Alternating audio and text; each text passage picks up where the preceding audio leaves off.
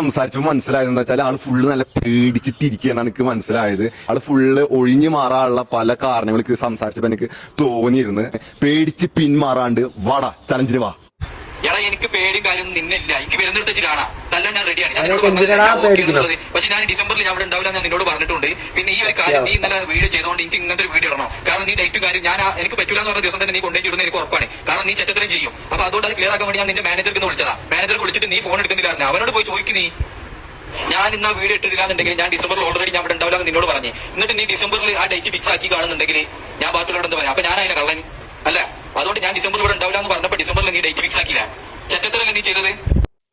സംഭവം ഇവൻ ഈ ചാലഞ്ച് ചെയ്യാന്ന് പറഞ്ഞവൻ ഡിസംബറിൽ ഇല്ല. പക്ഷെ ആ സമയത്താണ് ഈ മണവാളൻ എന്ന് പറയുന്ന നാറി കൊണ്ട് മത്സരം വെച്ചത്. അതാകുമ്പം ഇത് ആളില്ലല്ലോ, അവൻ പോവയില്ല. അപ്പൊ ഇവന് കേറാമല്ലോ മണവാളന്. അതാണ് സംഭവം ഉദ്ദേശിച്ചത്. പക്ഷെ ചീറ്റിപ്പോയി.